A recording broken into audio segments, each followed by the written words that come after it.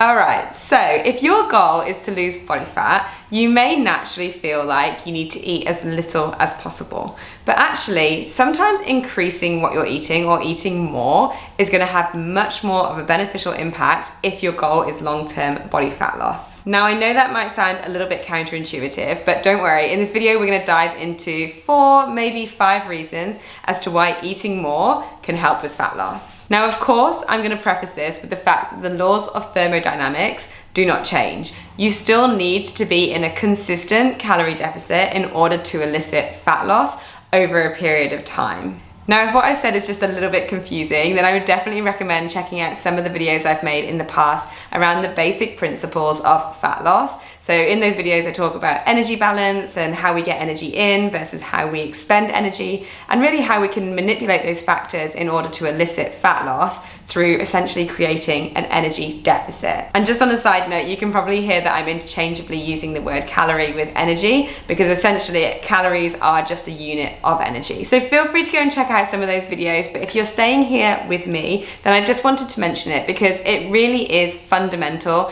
in terms of getting our head around why eating more potentially can help with fat loss. Let's dive in. We're already talking about it, so we're going to talk about it a little bit more, and that is you're going to have more energy. And there's a lot of different things to unpack here and lots of different layers, but if we start to zoom out and look at the bigger picture, you'll start to see how all these little pieces of the jigsaw interplay and come into making this journey as easy as possible. Because remember, what we want to do is have a consistent calorie deficit, and there's an emphasis on the word consistent there. If what we're doing is not sustainable, it's never going to work. And so we want to think about something that's consistent and sustainable and easy to impart into our lives. Therefore, energy comes into play. Now, you're probably already sick of me saying the word energy, but it really is all about that. It's energy in, it's energy out, and how we can manipulate and balance these two things. That being said, when we start to manipulate energy in versus energy out, there's always going to be a trade-off. To put it very simply, if you eat less, your body is going to have a physiological response to that. This is completely normal. We'd expect to see it, and we call this metabolic adaptation.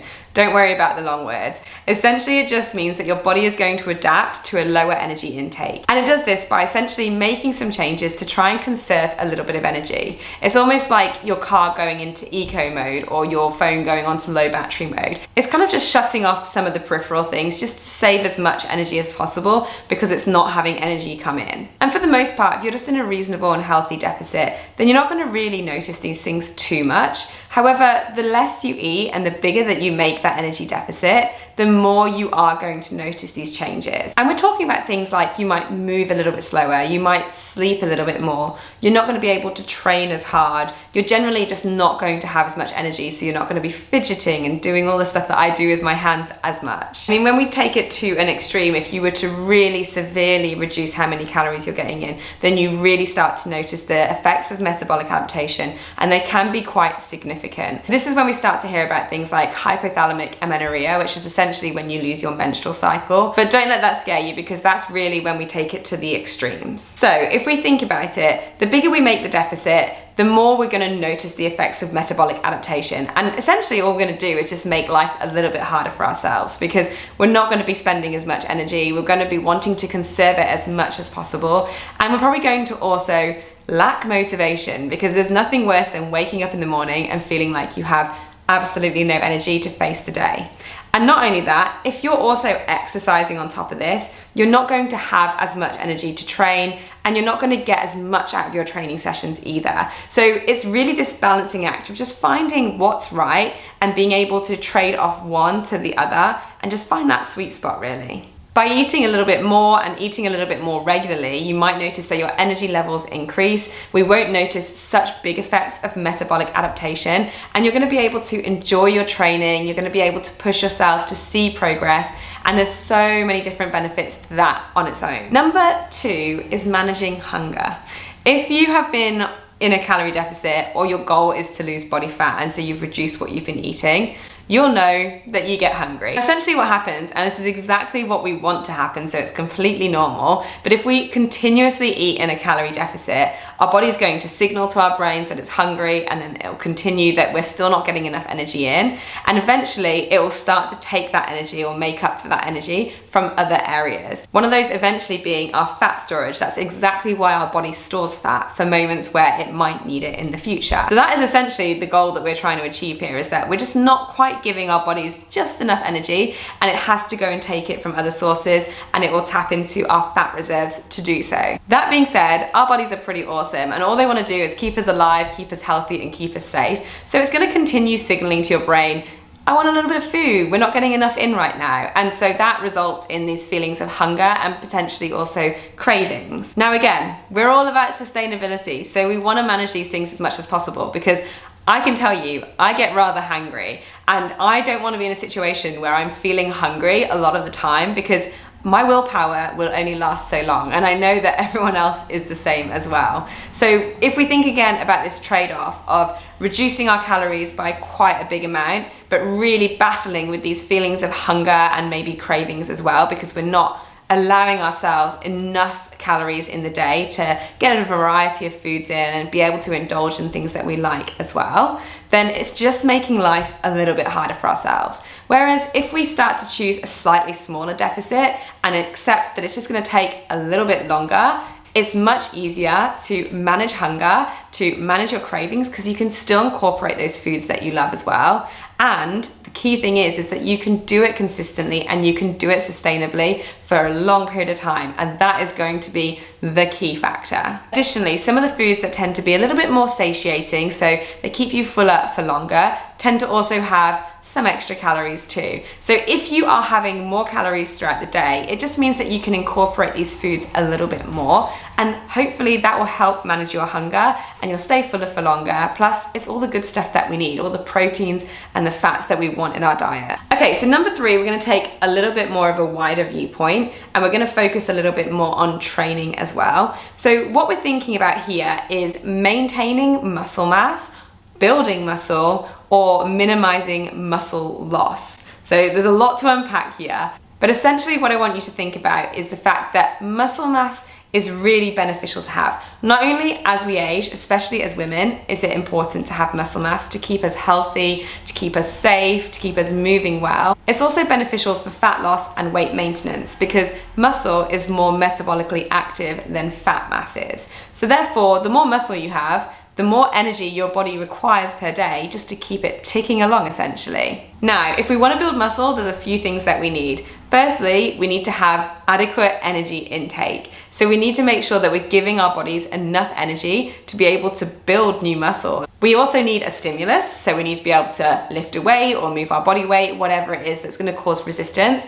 And essentially what we're doing is damaging the muscle fibers, and they're repairing themselves, and our muscles get bigger and stronger. On top of that, we also need progressive overload. So essentially we need to be constantly making it more challenging, because our bodies are so incredible that they're just going to adapt to what we're doing, and eventually what we're doing will become easy. And so we need to make it harder and continue that journey. That's why it's just a never-ending journey. That goalpost is always moving. You need to be doing more and more progressive overload. Sorry to be the party pooper. I know I'm giving bad news here, that it's just a never-ending journey. But if you look at it as a challenge, it's great. And then finally, in terms of muscle building, we also need to have a reasonable amount of protein coming in, because that is going to be forming the basis of building our muscles. So we want to make sure that we're getting adequate energy, but we're also getting a decent amount of protein. And so therefore, if you have more calories in your day to play with, you have a better chance of being able to get in more protein, and then you also have more energy. So you can lose body fat and build muscle at the same time, especially if you're new to training. It's going to be a little bit easier because you'll have what we call newbie gains.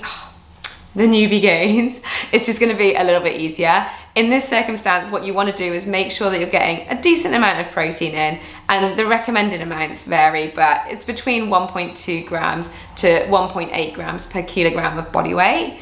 And then you want to make sure that you're in a very slight deficit. So you don't want it to be significant, because we want to be able to go into our training sessions, push ourselves, progressively overload, and then have enough energy for recovery as well. Now, in the long term, this is going to be beneficial because what's going to happen is the more muscle mass that you have, the higher your BMR is going to be, which is your basal metabolic rate, which just essentially means how many calories or how much energy your body needs to just simply be alive. Like if you just woke up and lay in bed all day. And like I say, the more muscle mass you have, the higher your BMR is. So that means long term, when you eventually get to a point where you want to maintain your weight, your total daily energy expenditure, or the calories that you need to maintain, are going to be higher than if you didn't have muscle mass. I really hope I've explained that in a way that makes sense. But on the flip side, if you were to significantly restrict your calories and eat too little, your body will start to eventually break down your muscles and use that as a form of energy. And that's what we want to avoid happening as well. And again, these are in extreme circumstances, so don't be alarmed, but it's something to consider in terms of why eating a little bit more can be really beneficial and also more enjoyable. Number 4, I'm just going to quickly scoot over because I don't want to put too much emphasis on it, but it's something worth mentioning. And that is the infamous word, metabolism. I don't want you to freak out when I say the word metabolism because I think it really scares a lot of people. Essentially, all metabolism means is the sum of all the chemical reactions that are going on in your body at any time. So don't stress out about the word metabolism because I know there's so many negative connotations attached to it. But for what we're talking about, I want to talk about something called the thermic effect of feeding, which refers to the amount of energy that is used to digest, absorb, and utilize the foods that we eat. Now, we can't have too much of an impact on this. However, the foods that we choose to eat do require different levels of energy to use and digest. And protein has a slightly higher thermic effect of feeding than some of the other macronutrients. And so if we can increase how much protein we're having, it just simply means that our body has to work a little bit harder to use it all up and to send it where it needs to go. And therefore it increases our total daily energy expenditure. And that's why getting protein in is often cited as being important for fat loss.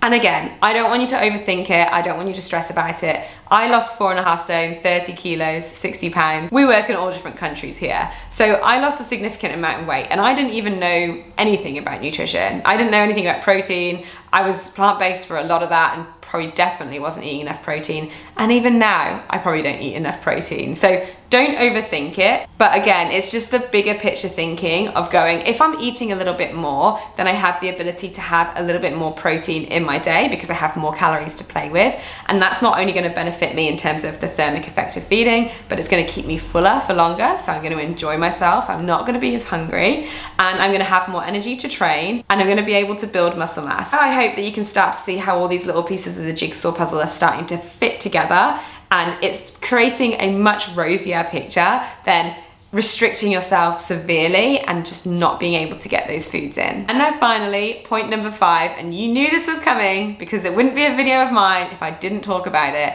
and that is the psychological benefits of eating a little bit more. We're talking about enjoyment. We're talking about living life, thinking about consistency and sustainability. We are not here for a long time and we're not here for a miserable time either. So I'm not saying fat loss is fun and easy all the time. It's not, it's hard, but we can make it better and we can do that by just not being so restrictive and having a little bit more freedom with what we're doing. We don't want to be in this scenario where your girlfriends invite you out for dinner and drinks and you don't go because you're on a diet or because you're trying to be in a calorie deficit. Go and enjoy your dinner. Go fill your social cup. Go have fun, because what we want to think about is how we can maintain this and sustain this for a long period of time. And by going and doing these things and enjoying some of the foods that you still love and being able to not feel so hungry and have a little bit more energy, it's just going to make the absolute world of difference. Yes, in the short term, if you choose a slightly smaller deficit, then your progress in terms of fat loss is going to be slower. However, and I see this time and time again, it is irrelevant because in the long run, it will always be the most successful option. If you go in really hard, create a really big deficit, it's going to be hard to maintain and it's going to be really miserable as well. And I'm not saying it doesn't work for some people, because there is people who do that and they are able to maintain it. But for the most part, and we see this in a lot of studies, that if you go on these extreme calorie deficits and you actually get to a point where you're happy with your weight, it's very hard to maintain it from that point onwards. And often people regain the weight and often even more weight.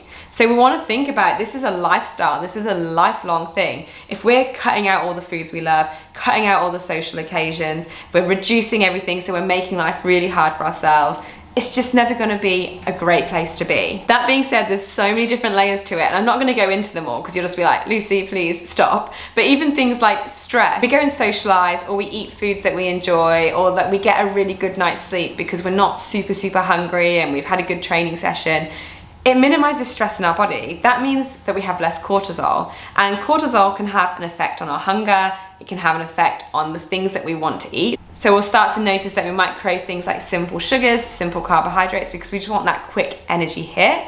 And it's just going to make everything so much harder. So again, it's always about the big picture thinking. The biggest thing for this point is just that life is too short. We don't want to be putting ourselves in a position where we're just miserable, unhappy, and making life harder than it needs to be. Just choose to take the tortoise route, the slow and steady route to where you want to go, and I promise you, it will be so much easier and you will actually feel better when you get there.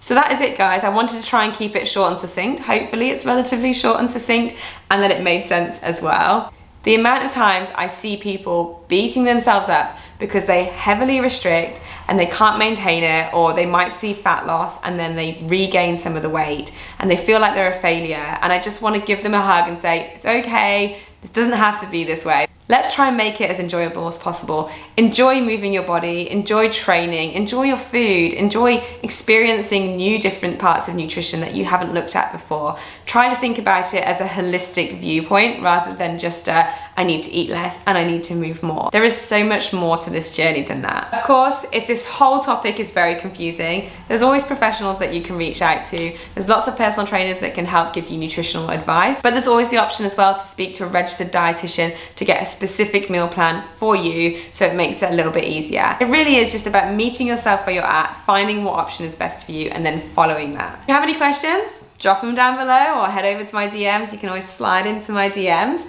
Otherwise, thank you so much for watching this video, and I will see you guys in the next one. Have a beautiful day.